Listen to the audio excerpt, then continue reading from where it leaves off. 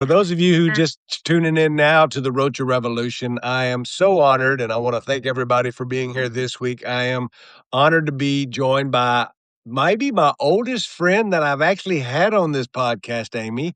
Amy Pritchard joining us. Amy, thanks for being here. I'm super happy to be with you, Chuck. Thanks for having me. Thanks for inviting me. Let's show some age. You don't have to say you're old because you're very young, but these white hairs on my face, I cannot run away from. How long have we known each other? I'm going to go out on a limb and say 30 years. Yeah, I think that's right. Almost on the nose, I think, right? Because I think it was Project 96, Project 95, 96, somewhere in that range, right? That was for folks who aren't familiar with it, was a project that was launched by a lot of our labor friends after the 94 election, in a moment not terribly dissimilar to where we are now and radically different all at the same time, right? But you worked on that, and I did some projects with it as well. So that's my memory of Labor us. 96. Labor 96 was the AFL-CIO's first time of taking all of the money that they used to put into the DCCC and the DNC, and they invested it they put it into their membership in mobilizing members, going member to member in marginal congressional seats that, to Amy's point, we had just lost 2 years prior when the Republicans wiped our butts in that election. And a lot of that had to do with anxiety around free trade agreements and folks losing their jobs, right, Amy? Absolutely. Yeah, no, it was, the midterm after the Clinton win. And as we know, we tend to swing back and forth a little bit. It was also when, I mean, I can't remember exactly, you might, but Democrats had held the House at that point for decades, right? Like, 70 years. yeah, it was decades. So it didn't swing back and forth the way we have since then, right? Um, and I think folks were fed up and for a lot of good reasons. When one party I think has power for too long, gets kind of fat and lazy and uh doesn't don't remember where they came from or who they serve. I think you're exactly right. And our past, our firms, our work has crisscrossed now for over 30 years, whether it was when I was at the Steelworkers as the political director, when Yep. I started the firm now, it's hard to say this now, Amy, my firm is 16 years old. Uh, and I remember when Amy, who's always been a consultant, working around nonprofit work, working around helping folks build power, uh, build diversity in politics, consulting. We're going to get to that in a little bit, but maybe we take a moment and I step back and you can explain the evolution of what we call now gain power. It wasn't always gain power. Now there's even global gain. You have taken a vision of helping people, organizing and educating folks, and built it into this thing which really still out there today. And really, in my opinion, the only thing of its kind that's actually doing all this kind of work.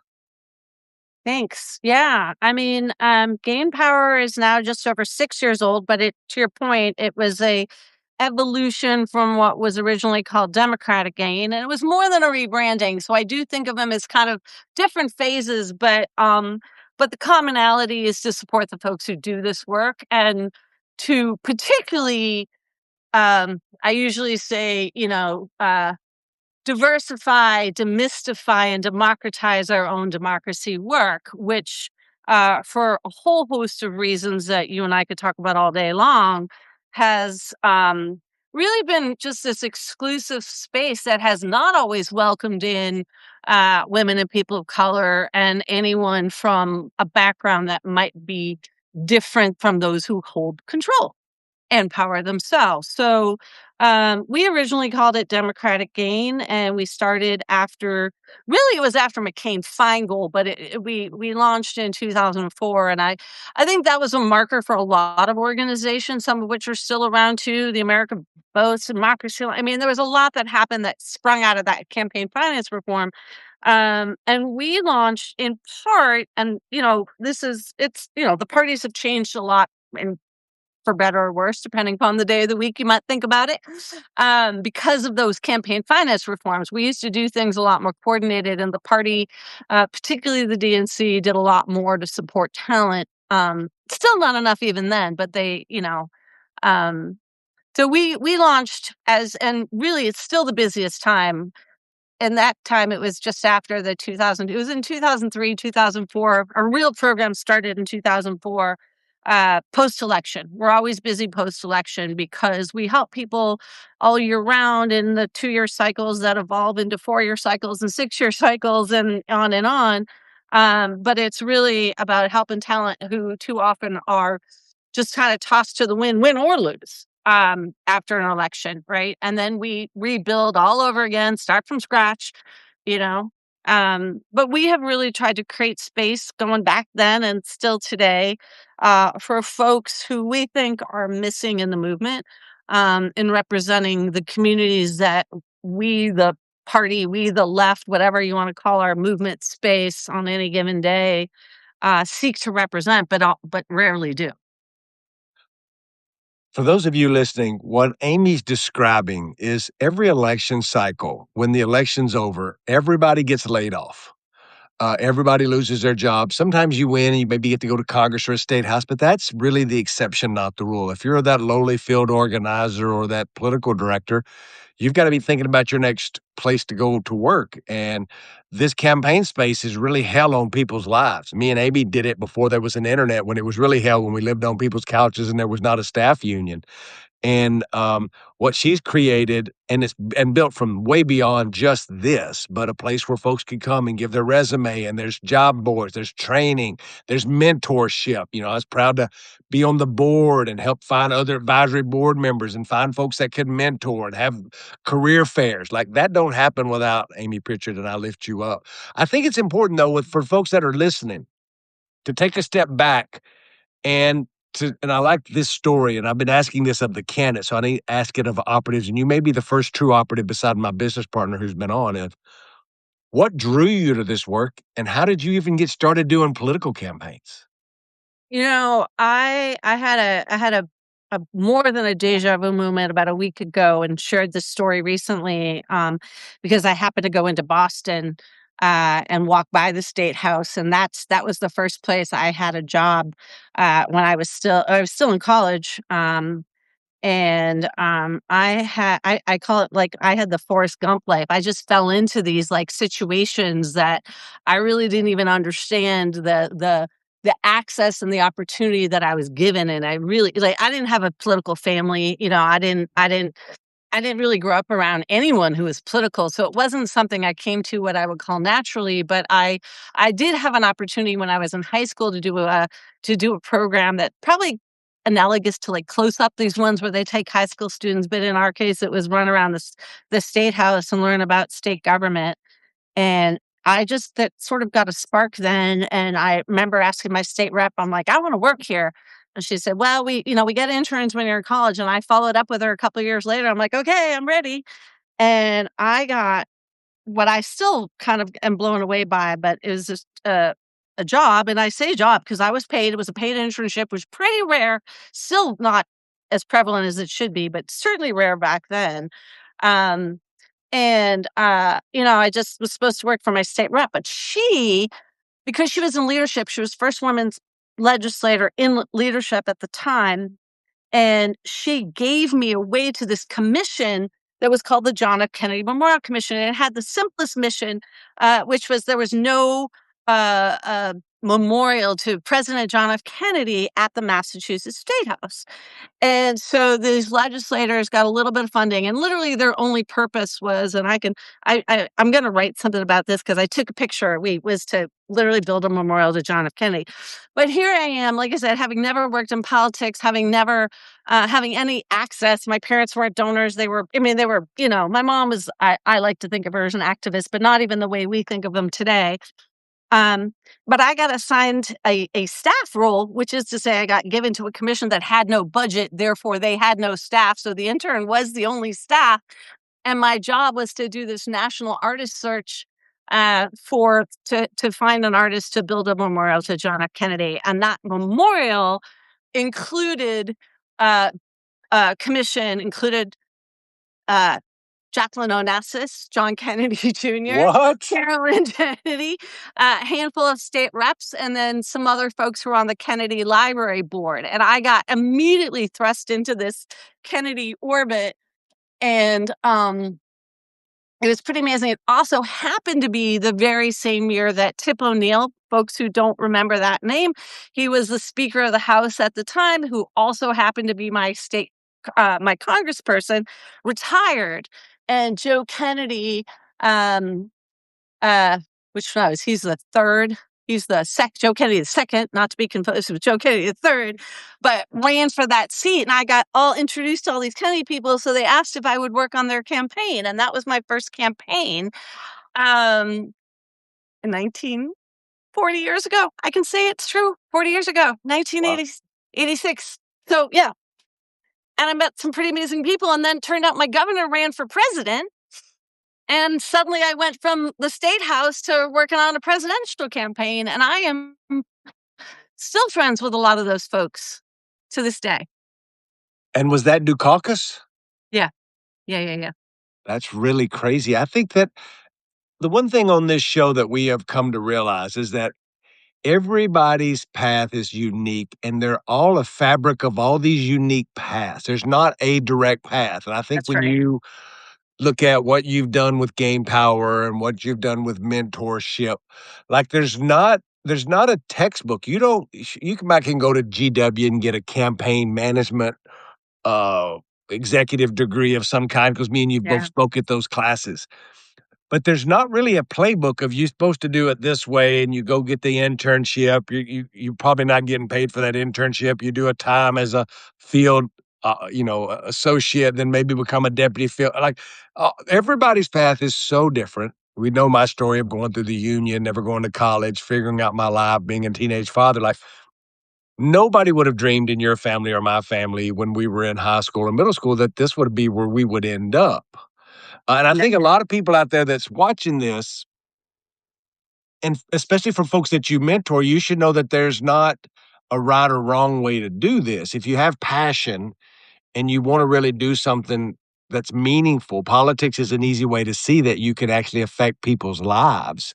And I think that that's why what we've done, we've always like, I'll think of it like a road movement for those of you watching In and Out, where we would cross paths for a while, then we'd go do something with our firms and do this other. Then, oh, do you know this woman named Amy Pritchard? I was like, oh yeah, I've known, but do this thing, and uh, it actually would turn into me ended up in Africa with my wife looking at gorillas, but that's a story for another day of like, you're the only person I know that spent all this time in Africa. But anyway, I want to go back to Game Power and talk about what me and you have talked about for a long time. And making it topical to where we are today is that we are professionals and we're professionals in the Democratic Party and we are quote unquote consultants. My wife likes to remind me that nobody knows what a consultant is and that why do you say you're a consultant? What do you do?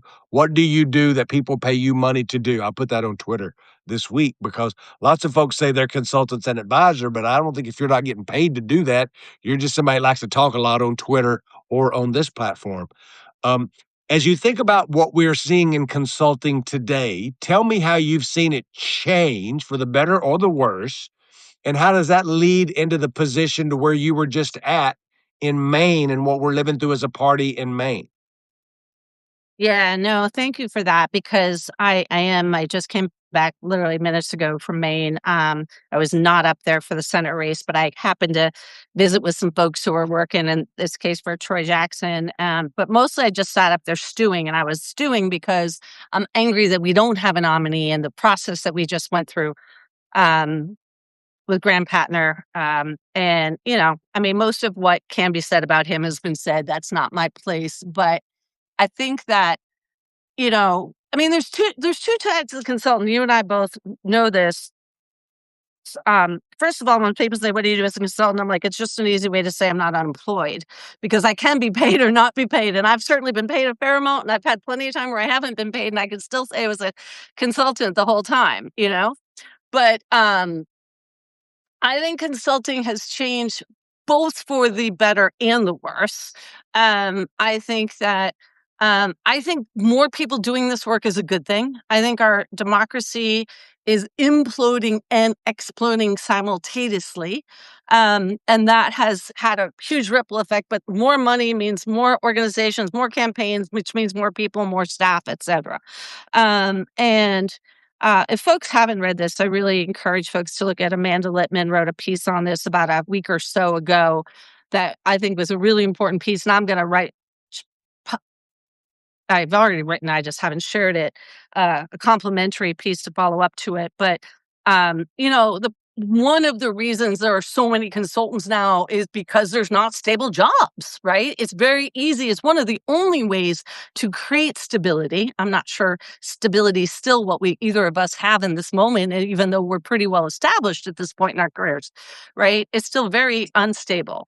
But it is a way to have a work-life balance that is very difficult to do when you're a campaign staff. It just is. That's just the nature of the campaign side of the work.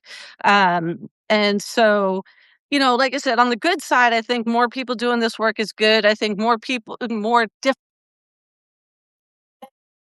kinds of consultants is good. I also think there's a lot of sketchy, bad consultants out there, and not so much bad like they're bad people, though there's certainly some of those, but it's more just bad practices and stuff being done because there isn't a body that really regulates it. I mean, there's AAPC, and I say this with no shade or disrespect to them, but that's a bipartisan group that doesn't always reflect the people who do the work because not everyone belongs to it, but they do some of it, but they're really the only ones. And Campaign Selections Magazine, creates some space for consultants, but that's it. We don't have anything just on our side. So that's something we're just trying to work on with Gain Power. Um, and one is, I say this not to, I mean, I want to bring more consultants together to create better practices and create some standards that we can all self-regulate, not to bring down the boom on anyone, but I'm frustrated with Maine in particular. I'm not a Mainer. I am, as you maybe I can't remember if this was on when you said this, but I'm a masshole, which is I grew up just down the road from Maine. I spent a lot of time going to Maine as a kid, and I have spent as a politico, both as a campaign manager and a consultant, a lot of time doing politics in Maine. And I can tell you, as someone who has spent, like I said, a lot of time there, but I don't pretend to be a Mainer. Mainers are real sensitive about who's from Maine, and if you're not from Maine, you're from away. So I'm from away. I'm a masshole from away. Um, and what just happened with the Plattner campaign in having consultants from away recruiting a candidate to run, I think is problematic, and we've seen the outcome of it. And I don't see consultants being the folks who should be recruiting anyone. Not that they can't be part of it, not that we can't be part of it. But the way that went down was not good for our party, not good for our democracy, and not good for consultants. I don't think when there's bad stories about consultants, I think it hurts all of us. I don't know what you think on that, but No, I think you hit on something that's really important. Like, I think that's been the biggest change in the industry is folks and young folks who are starting these consulting firms, to your point, of folks who, don't have a regular job, they put up a shingle, that means opens an LLC, and they start figuring out, like, "How can I go get candidates?" And they'll call me and say, "Chuck, can you give me advice?" Is I'm one of the few people who've built a firm from nothing and have kept it going somehow miraculously, and being one of the only minority-owned firms. I've said the thing that kills us is that when somebody decides they wanna run for something, as soon as I find out or you find out, and I try to figure out a way to get to them, they always have all their consultants hired. And then I come to find out that it was those consultants who knew somebody who actually helped get them in, and they've been talking to them for years, or they can put somebody on an airplane and fly them across the country when somebody just files an intention form that me and Amy can't do and regular working class folks can't do. That part of it bothers me a lot because I think it closes the door for lots of folks, well-intentioned young people. These are going back to gain power. Like, there's not a way for young folks who have a new firm to do this. Well, you say, "Well, Amy had a firm. She's done fine. You've had a firm." But it's because I spent 14 years in the labor movement and built connections. Amy literally came from nothing, knew people in Massachusetts. Her governor run, she meets those people. She gets involved with AFL-CIO, she meets those people. And along the way, kids, young people, old people, when folks say, what's the most important things in business and politics and making your way in DC? And I tell people, your contacts are your currency. The, 100%. f- the folks that you meet along the way, they're the ones who are going to make sure you have work because that's another reason not to be an asshole. Because people remember the assholes, people who are really full of themselves. And if you show up in your own time and you're nice and you work hard, man, that goes a long way. And folks think that it can't be that simple because it's Washington, D.C. And I will tell you, and I'm not going to put this on Amy, so I will put this on myself. If Chuck Rocha can make it, and I've never been to college, and you all know that I'm way too mouthy and I have to ask for forgiveness a lot. I've apologized to people. Hell, I have apologized to Amy. I've apologized to lots of people because I'm mouthy and I get mad and my temper gets the best of me. But people remember that. They remember that you apologized. They remember that you were nice. They remember that you showed up on time. They remember that you called and spoke truth to power. But you actually kept every card that was ever given to me for 20 years. And I would send people stuff on their birthday, tell people something on Facebook that's nice. It goes a long way in building a firm. I'm going to move to the second topic because this is another part of Maine that bothers me. And it's really been bothering me if you've watched my Twitter the last week or two. And it is that being a working class kid who grew up in a trailer house in East Texas to a 15-year-old mom and living through all the trauma that I know is trauma now, not till I was 50 did I realize it was trauma, Mhm. that watching folks go out and quote unquote recruit working class candidates, whether they're working class or not, I'm not the working class police. But I know there's a lot of real working class people that would make amazing electeds, but they'll never get that opportunity because they don't have the connections, the contacts, or think they can afford a consultant. It drives me crazy to watch folks who are well intentioned try to think that they know everything about working class people because they wrote a thesis about it or because they've got a lot of modeling or polling that tells them what working class people should be about, like an oyster farmer from Maine. Not that he's bad or anybody around him is bad. I'm just saying that that currently right now just chaps my ass, Amy. I feel you. No, I really do. I mean, look, I grew up in a area. I'm sitting in it right now, Cambridge, Massachusetts. I grew up Cambridge, Belmont, and we are fiercely. I dropped Tip O'Neill and Kennedy's. Like we're a fiercely political space. Like while my family wasn't political, and I kind of fell and stumbled into it, but the truth is, it was a little bit. But not everyone in the world is like that. Certainly, not everyone in the country is like that. That have these sort of legacy people and families that are in politics. It never occurred to me, honest to God, until I went and worked at the DCCC where I did candidate recruitment, that you had to do candidate recruitment, that was even a thing, right? And I remember when that was legit my job for a year before it became my job to support the people who were actually running. You know, but even that was weird, right? Sending some kid from DC from a party to states and, I mean, it made some sense because I represented the party better than being a consultant. But again, from away, whatever place I happened to go into, and I just went around and I really just talked to folks who I thought were smart and connected and just said, who do you think should run? And went around and said, who do you think should run? And somehow 2, 3 names would pop up, and if everyone said the same name, I might reach out to that person.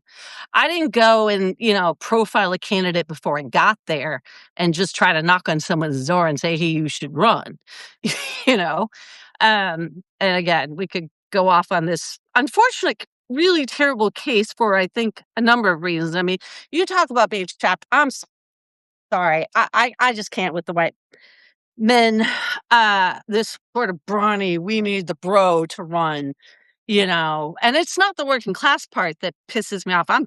I want more working class. I want more regular folks, from all kinds of backgrounds. We have too many lawyers and too many billionaires and too many folks who don't understand the communities they live in and come from, the voters they represent. But this recruiting thing is just interesting because there are places where you do need to recruit. It's just not a natural thing. And I give again, this will be the second time I'm mentioning Amanda Littman and Run for Something, but there's other groups, you know, there's a whole network. Denise Fariozzi is in this. There's the lead groups, and there's things from the Victory From, and our friends over at the Collective. I mean, there's folks that have really honed into specific types of candidates, whether it's African American, whether it's Latino, whether it's women, whether it's young people. I'm glad to see this proliferation of people encouraging people to run for office. I think that's actually super awesome. You know, that part's super cool. But this notion of consultants, piloting in and looking for clients, they're not looking for candidates, they're looking for clients. Anyway, Let me ask you yeah. this. I love it. I love it so much. I love the mass energy. I love that big old dog barking in the background because I've met and petted that giant dog. Yeah, Anyway, sorry. Yeah. it's good. It makes it very real.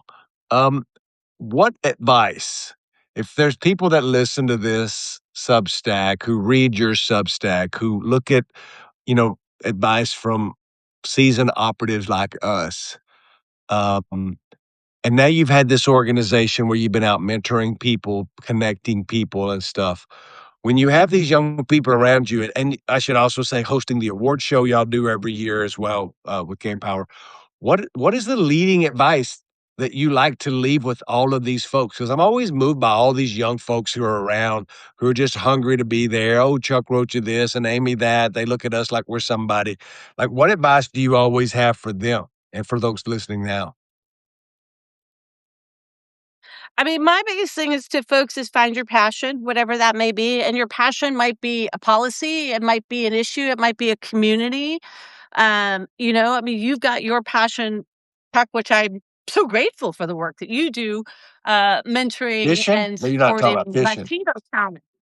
Not Well, fishing? that too, that Okay. too. That too, okay. Um, you know, but no, but about helping folks who do this work, but specifically in your case, helping Latino youth. And you did a lot more than that, particularly in the Bernie campaign and some of the other campaigns you worked on. And I mean, for me, that's my passion.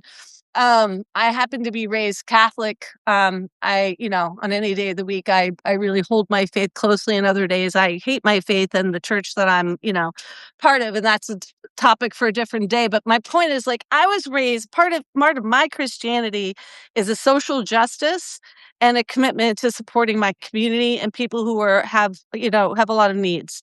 And I just can't with this other party that even attempts to call themselves Catholic or Christian in any form or shape. But someone recently told me, and I've always been fascinated actually by Judaism too. They talked about the type of charity, and that the number one form of charity in Judaism, and I'm not going to say the words right, but is this notion of go back to fish. Teach man to fish. Uh, they eat forever, right? Versus giving them the fish. And so I didn't really. It's something I just stumbled onto pretty recently, but I think helping people find their profession, find their career path is one of the greatest things you can do, no matter what profession you're in. And then bonus for us that it's making an impact and changing your community and changing your state, changing your country and changing the world. And I really do believe that we all have that capacity no matter what background. In fact, frankly, I think someone like yourself who didn't go to school and came, I mean, I think that actually is more helpful than any Ivy League degree, honestly, because it's more connected to the people we're trying to represent.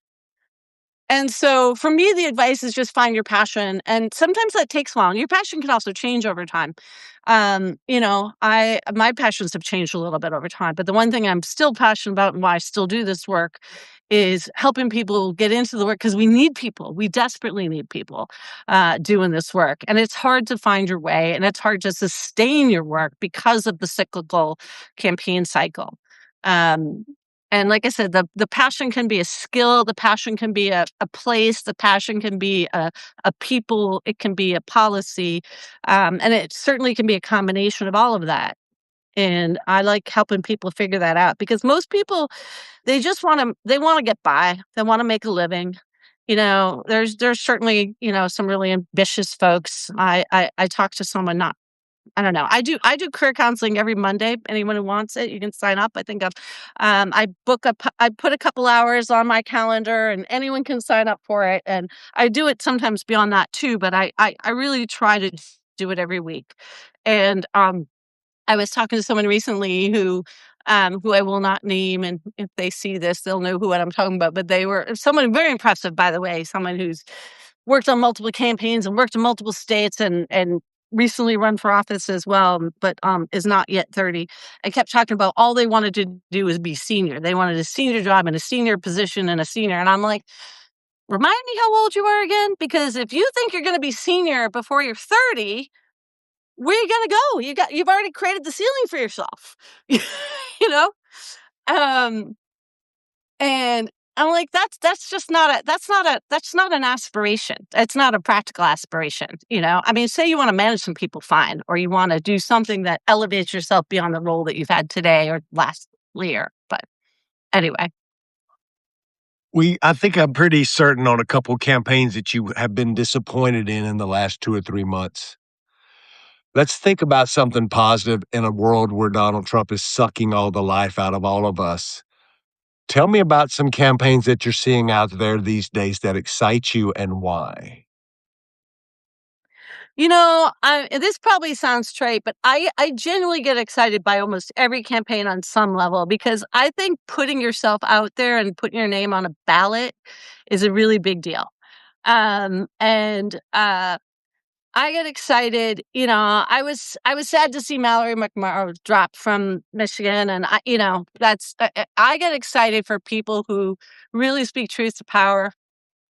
Um, and who aren't afraid to not just take on Trump and the administration, which at this point is easy. I mean, it's hard work, but it's easy to call them out because they're just so awful, but are also willing to challenge our leaders on our party because we get a lot of work to do. So I really do like to see folks who are willing to do that. And but I'm not, you know, I'm starting to use the phrase "I'm just left of MAGA."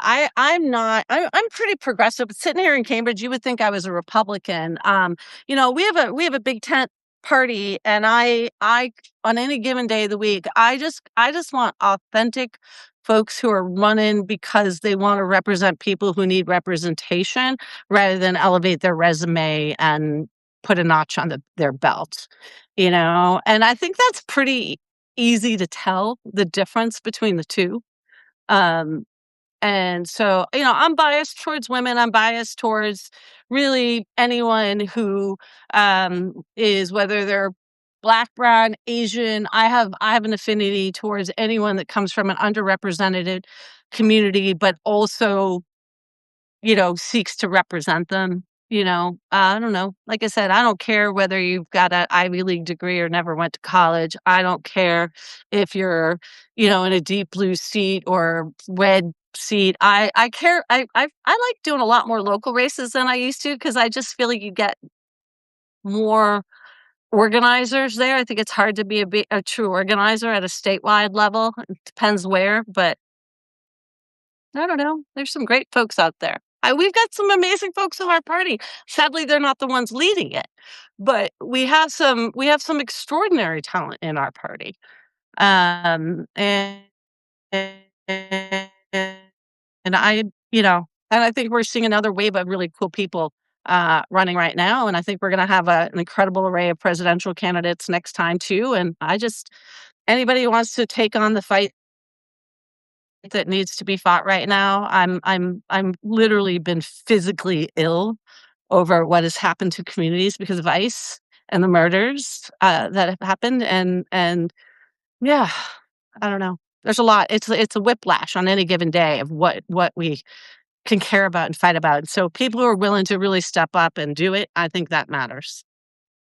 I could not agree more, and I think that, you've hit on so many topics, we could probably do this for a few hours. Let me ask you a couple closing questions, though. We're talking about, like, where the campaigns have been, what excites you, what doesn't. Tell folks where they can find out more information if they wanna, support Gain Power, if they wanna get on the listserv of Gain Power. Tell folks where they would go for that.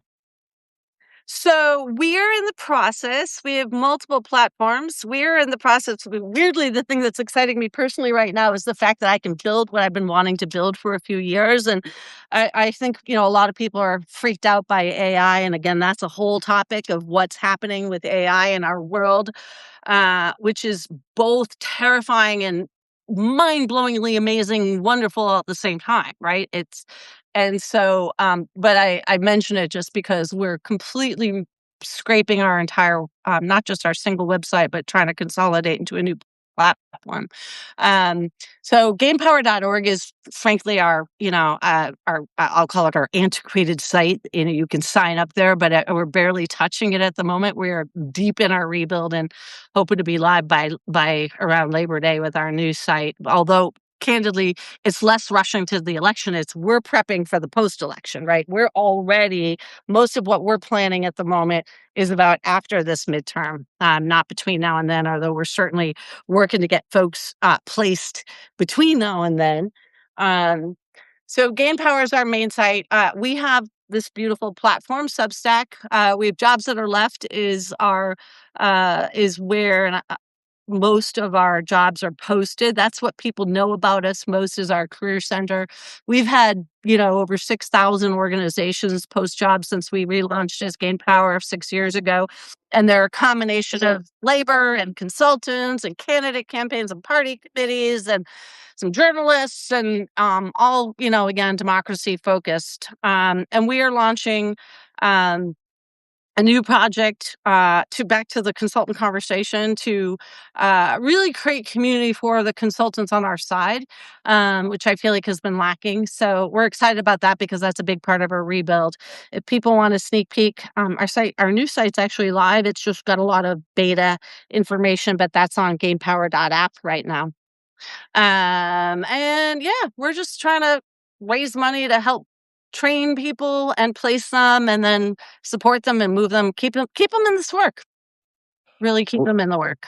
Well, we appreciate all the work you've been doing, and I think that as we've talked about, you have created such a unique space in trying to help campaign folks get connected in jobs and to mentors and to others. I can't thank you enough. There's one fun question that we ask everybody on the way out, and since you're so close to Boston's Red Sox Stadium, then you will understand this.